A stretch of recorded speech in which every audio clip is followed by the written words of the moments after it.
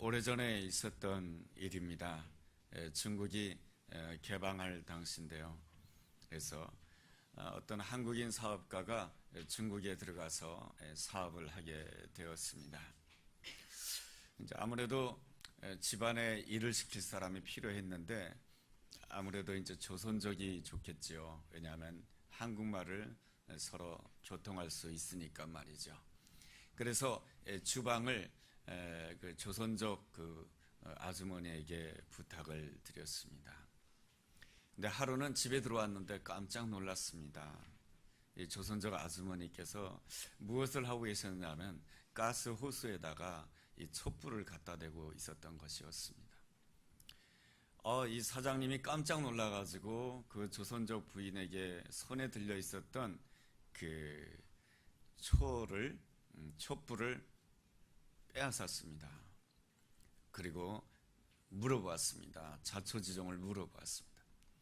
왜 이 촛불을 가스 호스에다가 대는 것이냐 라고 물어봤더니 참 그 조선족 아주머니는 착하신 분이고 성실하신 분이고 참 정직하신 분이시거든요. 근데 그분이 설명을 하기를 이 가스가 안 들어온다는 거예요.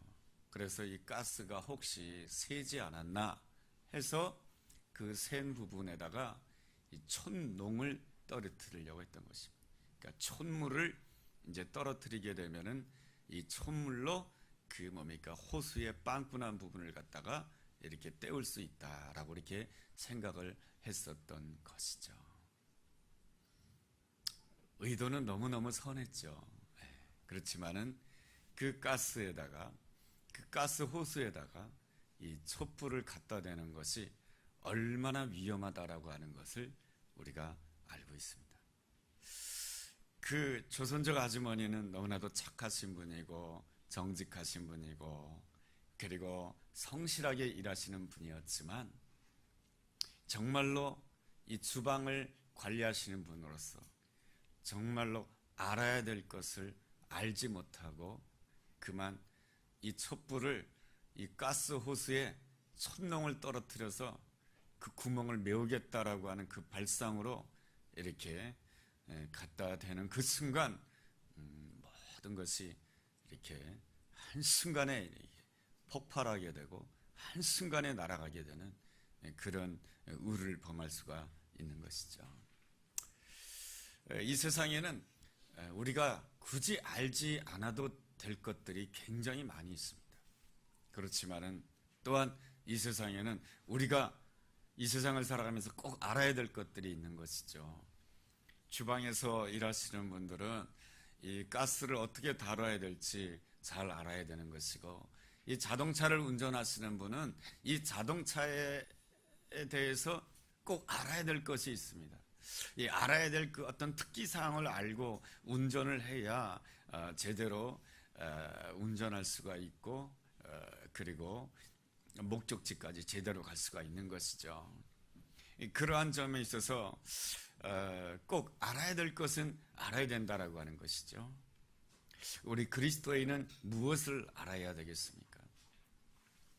우리가 예수를 믿는 사람은 무엇을 알아야만이 제대로 신앙생활을 할 수가 있겠습니까?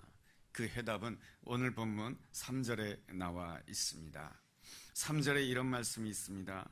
저녁 먹는 중에 예수는 아버지께서 모든 것을 자기 손에 맡기신 것과 또 자기가 하나님께로부터 오셨다가 하나님께로 돌아갈 것을 아시고 우리 예수님은 아셨습니다. 이 땅에 오신 예수님께서는 아셨습니다. 뭘 아셨는가?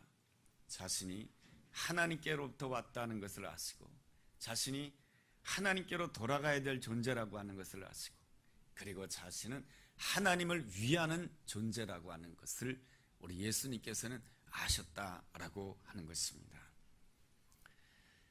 우리가 늘 생각해야 되는 것은 내가 하나님께로부터 왔다라고 하는 것을 알아야 되는 것입니다. 내가 누구에게로부터 왔습니까? 사람들은 이렇게 대답할 수가 있습니다.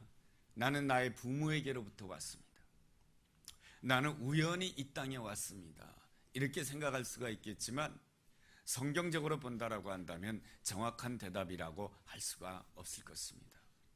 부모로부터 왔다? 그렇죠. 부모님을 통해서 우리가 이 땅에 왔기 때문에 부모로부터 왔다라고 말하는 것이 언뜻 말하면 일리가 있는 대답이고 또 사실적인 대답인 것이죠. 그러나 보다 근원적인 대답이라고 한다면 하나님께로부터 왔다라고 하는 것이 맞는 것이죠. 우리가 믿는 성경에 보면은 창세기 1장 1절에 이런 말씀으로 시작하고 있습니다. 태초에 하나님이 천지를 창조하시니라. 하나님이 천지를 창조하셨다라고 한다면 우리가 이 땅에 존재하게 된 이유는 바로 하나님이 나를 창조하셨기 때문이며 내가 피조물이기 때문에 내가 이 땅에 존재하고 있는 것입니다. 하나님께서 나를 만드셨다라고 한다면 사람도 무엇인가를 만들 때에 이렇게 어떤 기구를 만들 때에 이렇게 가습기를 만들 때에 뭔가 의도가 있고 목적이 있을 터인데 하나님께서도 우리를 만드셨다라고 한다면 하나님 자신에게 가지고 있는 어떤 우리를 향한 분명한 목적이 있으실 것입니다. 우리를 만드신 그 목적이 무엇일까요? 하나님께서 우리를 창조하신 그 목적을 제대로 알게 되었을 때에 우리는 어떻게 하나님을 위하여 살 수 있을지 사명을 발견할 수가 있습니다. 하나님께서 우리를 창조하신 목적의 첫 번째는 이렇습니다. 창세기 1장 31절이 우리에게 답해주고 있습니다. 하나님께서 인간을 창조하신 다음에 맨 마지막에 인간을 창조하셨죠. 맨 마지막에 인간을 창조하신 다음에 창세기 1장 31절에 이렇게 말씀해주고 있습니다. 하나님 보시기에 심히 좋았더라 말씀해주고 있습니다. 하나님께서는 우리 인간을 창조하신 다음에 우리를 보면서 심히 좋았다, 너무 기뻐하셨다라고 하는 것입니다. 하나님께서 우리를 창조하신 가장 중요한 목적은 바로 우리가 하나님의 기쁨의 대상이 되기 위해서 이 땅에 우리가 태어난 것입니다. 내가 누군가의 기쁨의 대상이 된다라고 하는 것은 얼마나 기쁘고 아름다운 일인지 모릅니다. 아담이 처음 하와를 보았을 때 이렇게 말합니다. 당신은 내 뼈 중에 뼈요 살 중에 살이라 하면서 하와를 너무너무 기뻐하였습니다. 그래서 하와가 이 세상에 하나님의 손에 의해서 창조되자마자 이 하와가 느끼는 것은 무엇입니까? 내가 누군가의 기쁨이 되고 있구나. 하나님께서 이 창조하신 아름다운 목적인 것이죠. 남자와 여자가 결혼해서 그 가정에 아기가 태어났습니다. 아기가 한 일이 별로 없어요. 아기가 하는 일이라고 하는 것은 웃는 일이고 우는 일이고 밥 달라고 하는 것밖에 없지만은 그러나 모든 사람들이 그 아기를 보면서 기뻐하는 거예요. 그래서 아기는 자기가 뭐 이렇게 생각은 못할지 모르지만은 그 마음 가운데 나는 누군가의 기쁨의 대상이구나 라고 하는 것을 알게 되는 것이죠.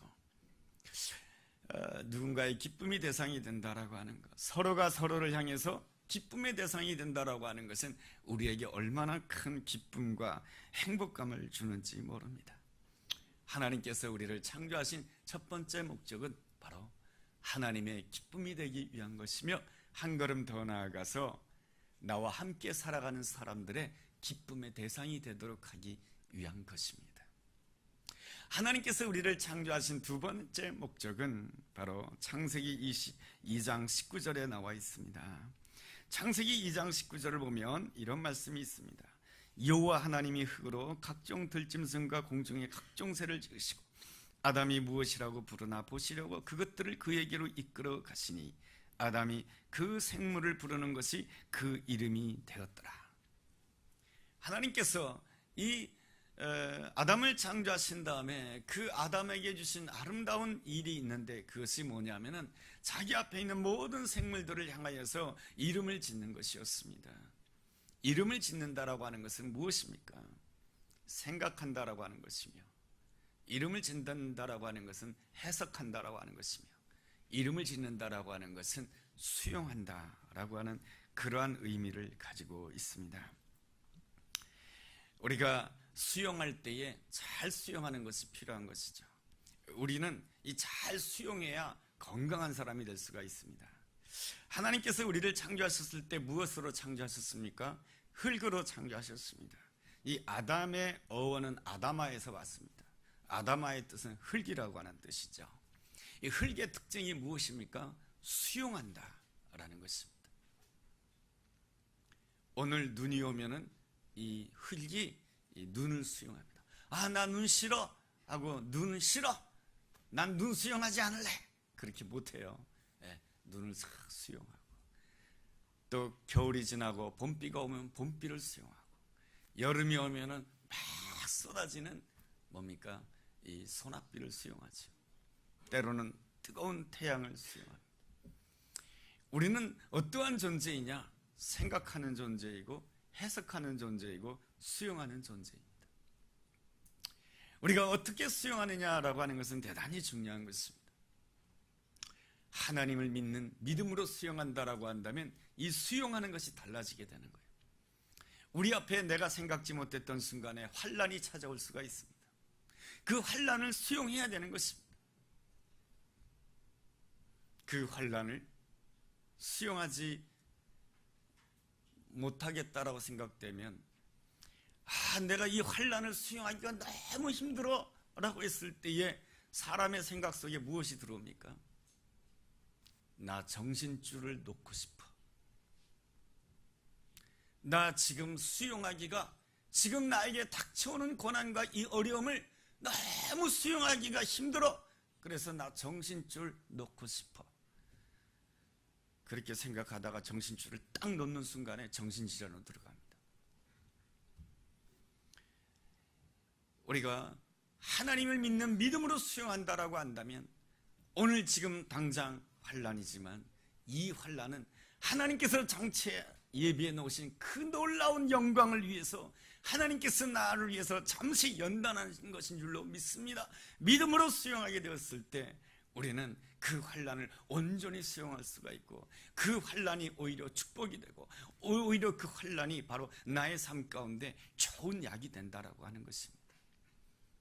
그런 점에 있어서 하나님께서 우리에게 이름을 짓는 그 놀라운 권세를 주셨다라고 하는 것은 바로 하나님께서 나에게 바로 수용하는 놀라운 은혜와 능력을 주셨다라고 하는 것입니다. 그러므로 우리가 수용할 때에는 항상 나를 중심으로 수용할 것이 아니고 하나님 중심으로 수용해야 되는 것입니다. 나의 시선으로 수용할 것이 아니고 하나님의 시선으로 수용할 줄 알아야 되는 것입니다. 하나님의 시선으로 수용하게 되었을 때 우리는 하나님이 일하시는 것을 보게 되고, 하나님이 일하시는 것을 보게 되었을 때에 우리는 하나님의 역사에 참여하는 놀라운 은혜를 경험하게 되는 것이죠. 기드온은 미디안 족속들이 침략하게 되었을 때 이 모든 상황에 대해서 기드온은 어떻게 자신을 수용하고 있었습니까?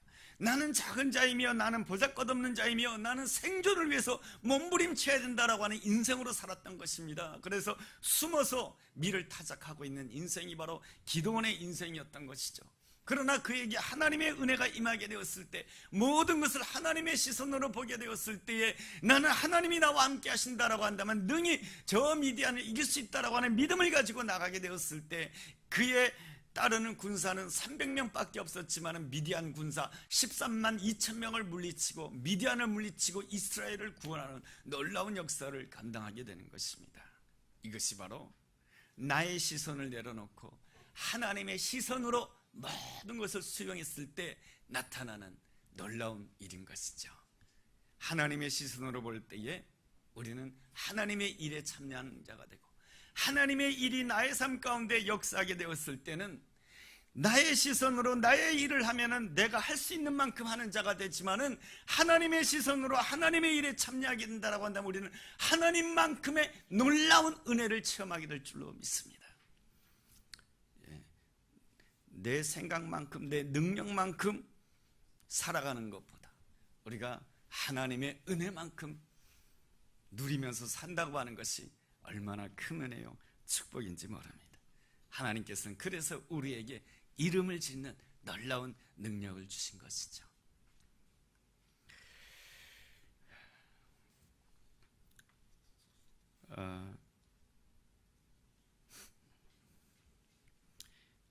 예수님의 아름다움이라고 하는 것은 자신의 시간을 사시자, 예수님의 그 아름다움이라고 하는 것은 모든 것을 다 하나님의 시선으로 볼 줄 아셨다라고 하는 것이죠.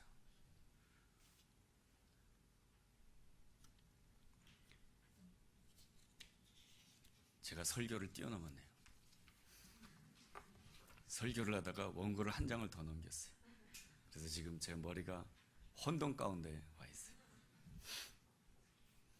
하나님께서 우리에게 주신 그 세 번째 목적이 무엇이냐 하면 그것은 바로 창세기 1장 28절이 우리에게 주는 답입니다. 창세기 1장 28절에 보면 이런 말씀이 있습니다. 하나님이 그들에게 복주시며 그들에게 이르시되 생육하고 번성하여 땅에 충만하라. 땅을 정복하라. 바다의 물고기와 하늘의 새와 땅에 움직이는 모든 생물을 다스리라. 하나님께서 우리에게 이르시는 그 세 번째 놀라운 아름다운 이 축복이라고 하는 것은 그것은 바로 우리를 창조하실 때 주신 그 아름다운 축복은 다스림의 축복입니다. 우리가 다스림의 축복 생각한다라고 한다면 내가 어떤 힘을 가지고 내 옆에 있는 사람을 마음대로 좌지우지하는 것이 다스림이라고 생각하지만은 우리 주님께서 진실로 우리에게 가르쳐 주시고 하지 않은 그 아름다운 다스림이라고 하는 것은 섬김의 다스림인 것입니다. 그래서 마가복음 10장 45절에 보면 이런 말씀이 있습니다. 인자가 온 것은 섬김을 받으려 함이 아니라 도리어 섬기려 하고 자기 목숨을 많은 사람의 대성물로 주려 함이라. 우리 주님께서 우리를 창조하실 때 가지신 세 가지 목적이 있는데 그것이 바로 내가 주님의 기쁨이 되는 것입니다. 우리 찬양 불렀잖아요. 주님의 기쁨 되기 원하네. 박자가 틀려도 맞는 것이죠. 그 다음에 두 번째, 주님의 기쁨이 되는 것.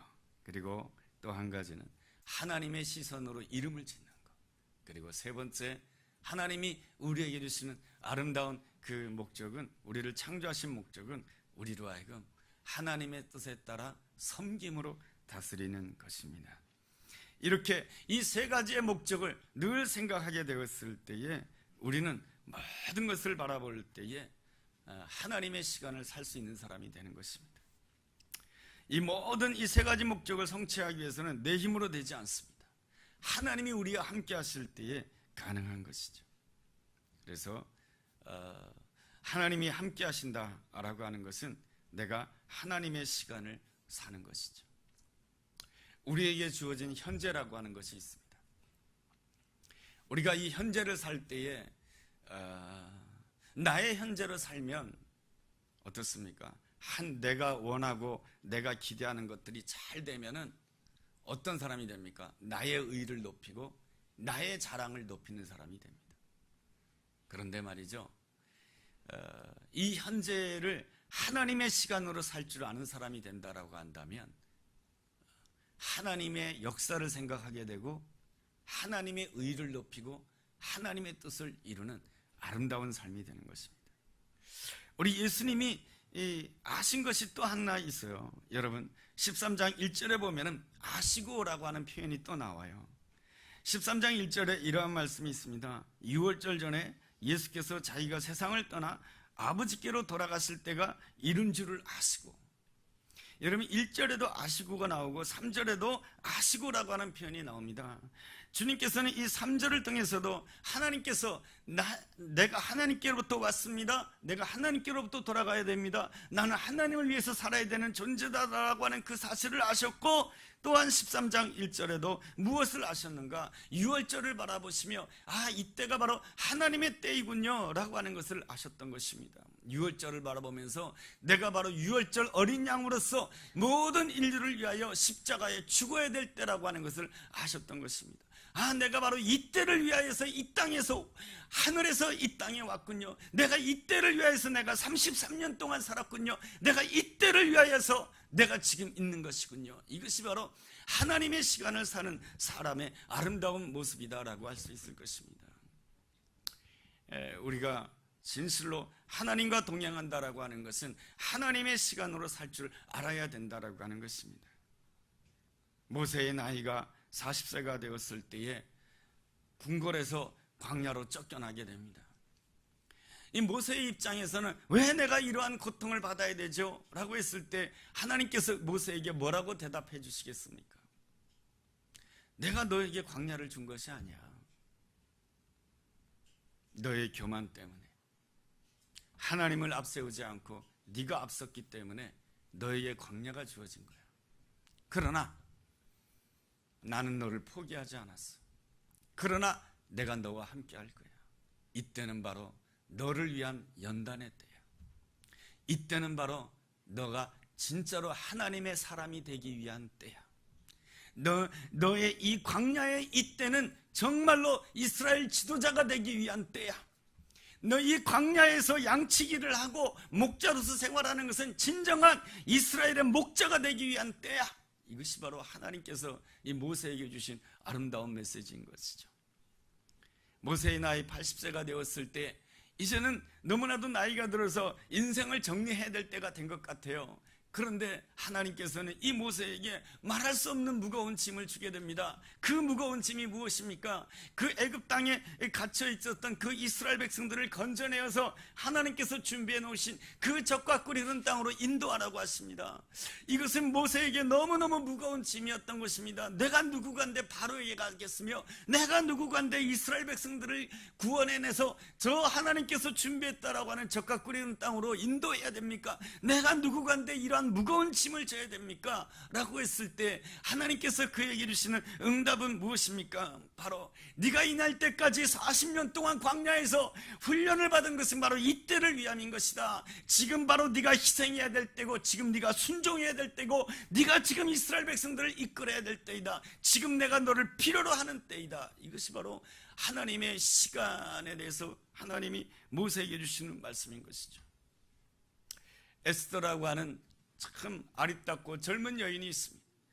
이 에스더는 어린 시절에 부모를 잃었습니다. 삼촌 모르드게에 의해서 성장하게 됩니다. 바벨론 포로로 끌려가서 힘든 나날을 보내게 됩니다. 삼촌 모르드게와 함께 살아가면서 힘든 나날을 보내었지만 어느 날 페르시아의 왕비가 되는 놀라운 영예를 누리게 됩니다. 정말로 나의 시간으로 본다라고 한다면 이제 고생 끝, 뭡니까? 행복 시작입니다.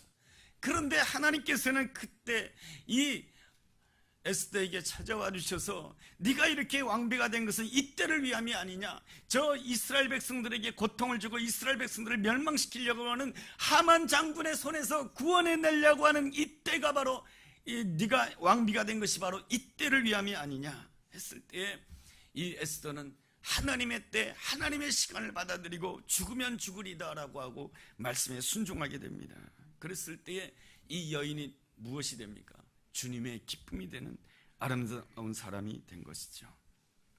예수님께서 유월절을 앞두고 무슨 생각을 하셨습니까? 바로 나의 시간을 생각한다라고 한다면 예수님 입장에서는 너무 슬픈 시간이에요. 나의 시간으로 생각한다라고 한다면 모든 사람들이 나를 향해서 돌을 던지는 시간이에요. 나의 시간으로 생각한다라고 한다면 모든 사람들이 나를 향해서 십자가에 못 박으라고 소리치는 시간이 점점 다가오고 있어요. 나의 시간으로 생각한다라고 한다면 모든 사람들에게 버림받는 시간이에요. 나의 시간으로 생각한다라고 한다면 모두가 다 내 편이라고 생각했던 모든 제자들까지도 하나도 내 편이 아니에요. 다 예수님의 곁을 떠나가는 아픔의 시간이요, 상처의 시간이요, 배신의 시간입니다. 그러나 하나님의 시간으로 보았을 때 이 유월절 어린 양으로 걸어가시는 이 시간은 바로 온 인류를 구원해 주시기 위한 시간이요, 이때야말로 하나님의 뜻을 이루기 위한 시간이요, 이때야말로 하나님의 위대한 구원의 역사가 이루어지고 이 세상의 역사가 뭡니까? 예수님 이전과 예수님 이후로 바뀌어지는 놀라운 새로운 시대를 여는 그때인 것입니다. 하나님의 시간을 생각하게 되었을 때에 예수님께서는 결심을 하게 됩니다. 13장 1절 하반절에 보면은 세상에 있는 자기 사람들을 사랑하시되 끝까지 사랑하신다. 여러분, 여기에서 사랑할 때 끝까지 사랑하는 것이 아주 중요한 것입니다. 사람들은 연애할 때 막 열정적으로 사랑할 수가 있어요. 그러나 조건과 환경이 달라지게 되면은 그 열정적인 사랑이 싹 식어버려요. 우리 주님의 아름다운 사랑이라고 하는 것은 끝까지 사랑하는 것입니다. 요즘에 드라마 가운데 이런 제목의 드라마가 있더라고요. 하나뿐인 내 편. 저는 그 드라마를 본 적이 없어요. 저는 식당에 가봤는데 드라마가 나오는데 그 자막에 딱 써져 있더라고요. 드라마 제목이 하나뿐인 내 편. 아, 그래. 내 편이 세상에 하나만 있어도 괜찮겠구나. 이건 또 다른 말로 말하면 뭡니까? 내 편이 하나도 없을 수 있다는 것입니다. 이 인간의 삶이 그렇다는 것이죠. 그런 것을 표현하는 제목인 것 같아요. 이건 순전히 제 해석이에요. 우리 예수님께서 십자가의 길을 걸어갔을 때 아무도 내 편이 되지 않았어요. 그래도 예수님께서는 오늘 말씀에 하나님의 시간을 걸어가시는 분으로서, 하나님의 때를 향해서 걸어가시는 분으로서 마음의 결단을 하게 됩니다. 사랑하시되 끝까지 사랑하시니라. 예수님께서 끝까지 사랑하셔야 되는 이유가 2절에 나와 있습니다. 2절에 보니까 이런 말씀이 있습니다. 마귀가 벌써 시몬의 아들 가룟유다의 마음에 예수를 팔려는 생각을 넣었더라.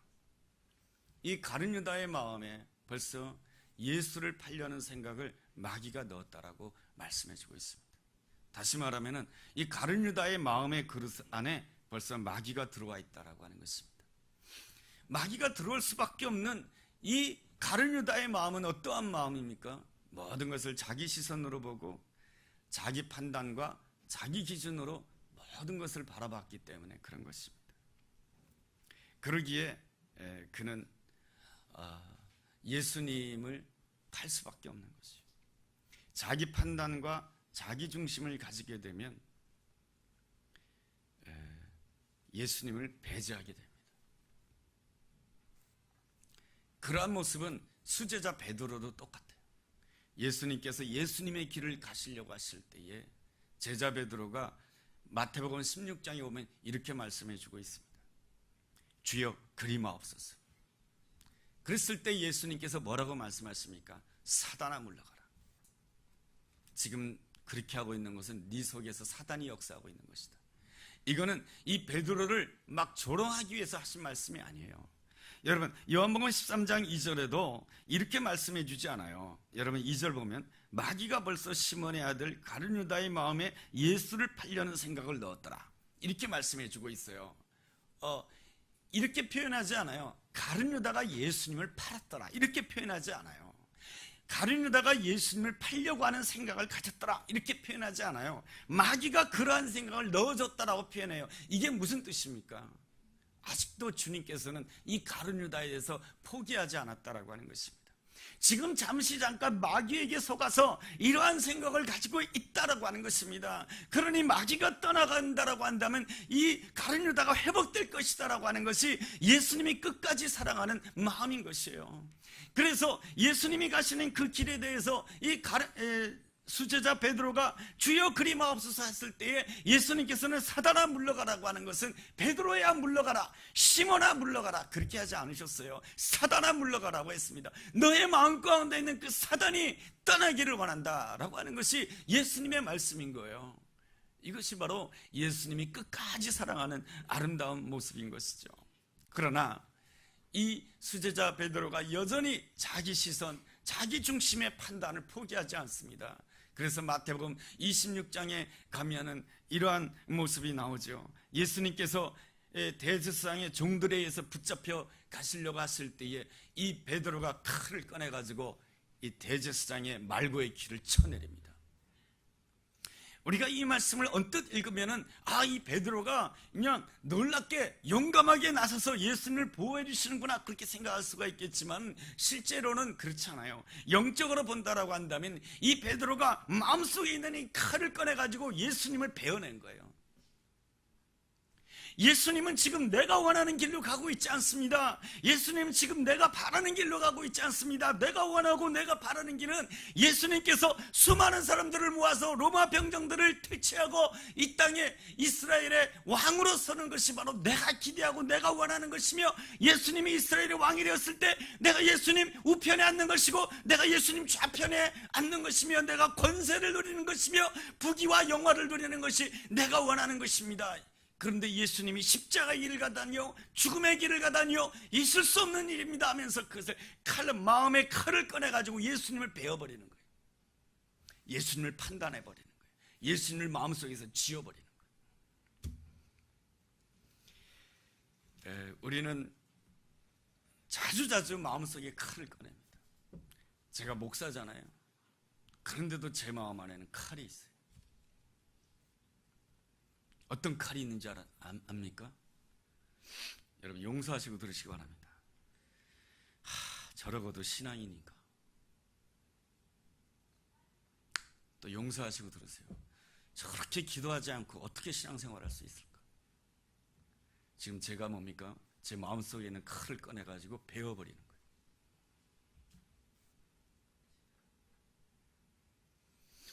가족을 향해서는 어떻게 베입니까?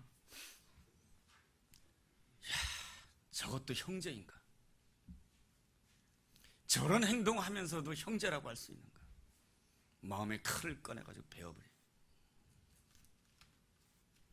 저는 얼마나 많은 순간 마음속에 칼을 꺼내가지고 베어버리는지 모릅니다.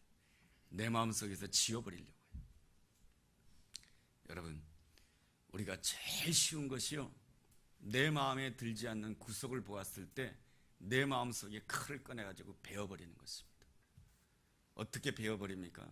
너와 나는 상관없어.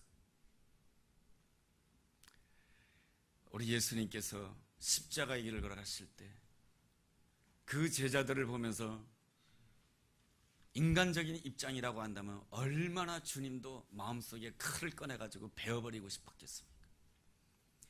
너희들 나와 함께 3년 동안 그렇게 같이 했으면서 아직도 나의 뜻을 모르느냐? 너희들 나와 3년 동안 이렇게 동고동락하면서 함께 기도하면서 함께 부르짖으면서 함께 말씀을 나누면서 그랬음에도 불구하고 아직도 하나님의 뜻을 모르고 하나님의 계획을 모르고 내가 가는 길을 모르느냐? 그러고도 너희들이 제자가 될 수가 있느냐? 이렇게 하면서 예수님은 12번이라도 하루에 12번이라도 마음의 칼을 꺼내서 제자들을 자기 자신에서 다 베어버릴 수가 있어요. 제자들을 베어낼 수 있다라고 한다면 우리를 보시면서 얼마나 베어낼 수가 있어요. 네가 신앙생활을 얼마나 했길래 아직도 그 모양이냐 하면서 예수님께서는 우리를 향해서 칼로 베어내신다라고 한다면 우리에게는 소망이 없는 것이죠. 그러나 우리 주님께서는 칼을 꺼내시지 아니하시고 오늘 본문에서 무엇을 꺼내고 있습니까? 4절 말씀에 수건을 꺼내고 계십니다. 수건을 꺼내신 이유가 무엇입니까? 제자들의 가장 더러운 발을 닦아주기 위한 것입니다. 어떤 선생님의 그 일기를 읽어보았습니다. 선생님이 근무하는 그 학교는 너무 가난한 달동네. 이 크리스찬 선생님은 하루는 아이들과 함께 프로그램을 진행하면서 아이들의 발을 닦아줍니다. 한 아이의 양말을 벗겼는데 이 발이 너무 더러운 거예요. 세상에 이렇게 발을 안 씻어도 이렇게 더러울 수가 있나? 순간적으로 너무 더럽다는 생각이 들었지만 그 순간에 예수님을 생각하고 그 아이의 발에 있는 때를 다 벗겨주었습니다. 그리고 그 아이를 안아주면서 내가 너를 사랑한다. 그 한마디에 아이가 울고 선생님도 울고 그 선생님은 눈물로 그 아이를 닦아줍니다. 그게 바로 예수님의 마음이 아닌가. 우리가 옷을 입었고 우리가 명예를 입었고 우리가 여러 가지를 입어서 우리가 깨끗해 보이는 것 같지만은 그것을 한꺼풀 한꺼풀 다 뒤집어 본다라고 한다면 너무 하나님 보시기에 죄가 많고 허물이 많은 것이죠. 주님께서는 우리의 죄와 허물을 보고 칼을 꺼내서 너는 나와 상관이 없다라고 잘라버릴 수가 있었겠으나 우리 주님께서는 그 때를 십자가 보혈로 다 닦아주시는 것이죠. 그리고 주님이 주시는 말씀, 내가 너를 사랑한다. 내가 너를 끝까지 사랑할 거야. 내가 너를 포기하지 않을 거야. 우리는 그 십자가 사랑 앞에 우리는 감격의 눈물을 흘려야 되는 것입니다. 우리 나름대로 다 생각이 있고 우리 나름대로 다 판단이 있습니다. 우리 나름대로 다 기준이 있습니다. 그러나 자기 중심의 시선으로 보고 마음 가운데 자기 판단의 그 칼을 가지고 산다라고 한다면 성경은 그러한 모습에 대해서 뭐라고 이야기합니까? 낡은 부대라고 합니다. 바리새인들이 율법에 정통한 자들이었지만 그들은 항상 마음속에 칼을 지니고 살았던 것입니다. 오, 하나님께 기도하면서도, 오, 하나님, 나로 하여금 저 죄인들처럼 저렇게 살지 않게 해주신 것 주님 감사합니다. 죄인들을 판단하고 세리들을 정죄하고 그랬을 때 그들은 다 낡은 부대인 것이죠. 그 낡은 부대, 그들이 서기관들이요 대제사장이요 그리고 또한 바리새인 중이요 율법에 정통한 자라고 하였지만 끊임없이 마음 가운데 있는 칼을 꺼내게 되었을 때 성경에서는 마가복음 2장에서 그들을 향해서 새 낡은 부대라고 말씀해 주십니다. 낡은 부대로는 새 포도주를 담을 수 없다라고 말씀해 주고 있습니다. 나의 중심, 나의 판단, 나의 자랑을 내려놓을 때에, 그리고 오직 주님의 시선으로 보고 주님의 사랑으로, 주님께서 다른 이에게 수건을 꺼내서 닦아주셨듯이 주님께서 수건을 꺼내서 나의 죄와 허물을 닦아주었듯이 나도 날마다 닦아주는 것도 한두 번 닦아줘야지. 근데 닦아줘도 더러워지면 또 닦아주고, 주님께서 나를 이 땅에 보내신 그 가장 중요한 이유는 주님 따라가도록 하기 위한 것입니다. 내가 오늘도 주님을 본받아서 수건을 꺼내서 닦아주기를 원합니다. 또 닦아주고 또 닦아주고, 하나님께서 내게 붙여준 그 사람들의 그것을 닦아주고 닦아줄 때 우리 주님께서는 그 마음을 새 부대라고 하는 것입니다. 그 새 부대 안에 하나님께서 약속해 주십니다. 새 포도주를 주시겠다고 말이죠. 이 하나님께서 우리에게 주시는 새 포도주는 날이 가면 갈수록 더 좋은 맛을 내는 포도주이며, 그 새 포도주는 내가 생각지 못했던 놀라운 기쁨, 나뿐만 아니라 내 옆에 있는 모든 사람들에게도 큰 기쁨을 주는, 그래서 내가 하나님의 기쁨의 대상이 되고 내 옆에 있는 사람에게 기쁨의 대상이 되고, 그리고 모든 것을 믿음으로 수용하는 자, 이름 짓는 자가 되는 것이죠. 섬김을 통해서. 그렇게 함으로 인해서 처음에 말씀드렸던 이 세 가지 하나님의 목적이 이루어지는 것이죠. 다스림의 그 놀라운 축복을 섬김으로, 다스림으로 인하여서 하나님의 기쁨이 되고, 또한 내가 모든 것을 수용하는 자가 되는 것이죠. 새 부대가 되기를 사모함으로 인하여 하나님이 주시는 새 포도수의 그 기쁨이 우리 가운데 충만하게 되기를 주님의 이름으로 간절히 원합니다. 이 시간에 우리 함께 기도하는 시간을 가졌으면 좋겠습니다.